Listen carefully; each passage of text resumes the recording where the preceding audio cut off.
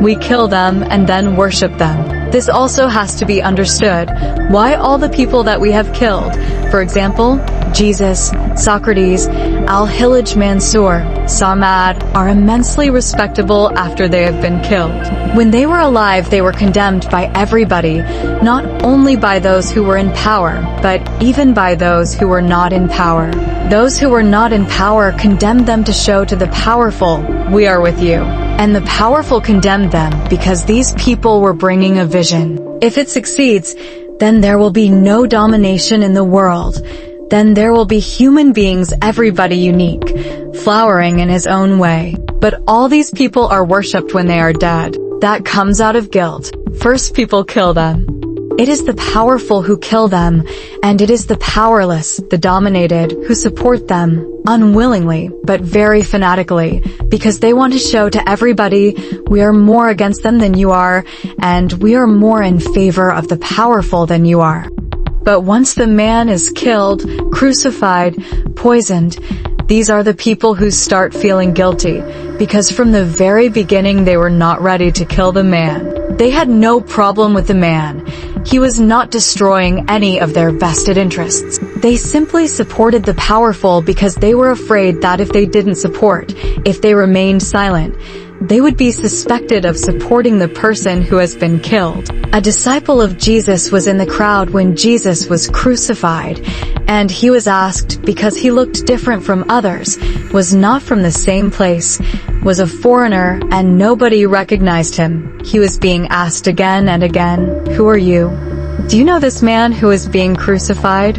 And he said, "No, I have never heard about him." Just seeing that so many people are going this way, just to see what is happening, I have come. Even he cannot admit that he is a follower of Jesus, because he knows the result will be another cross. So finally, when these people are crucified, the people who had supported it unwillingly start feeling very guilty.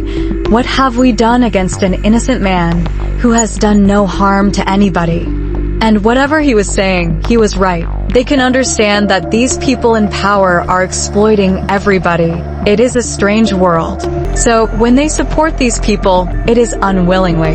That unwillingness, when the man is dead, turns into guilt. They start feeling that they have been participants in a criminal act. They have not done anything, but they were participants in a way. They were showing that they are in support of the powerful people. To remove that guilt, worship arises. Worship is simply the removal of the guilt, to wash away the guilt. That's how such big religions like Christianity, otherwise Jesus had not that genius to produce such a big religion. There were hundreds of rabbis far more intelligent, far more scholarly than him. He was just an uneducated young man.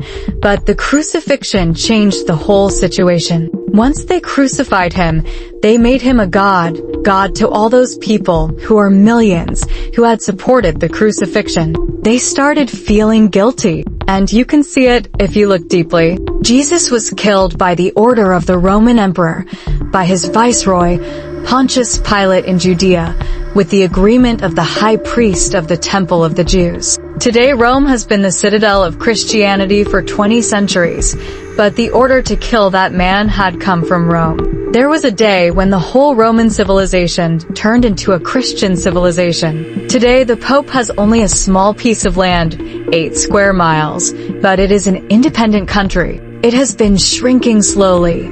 Once he had the whole of Italy. He was higher than the state. People were killed in Rome for being Christians. Christ was the first one.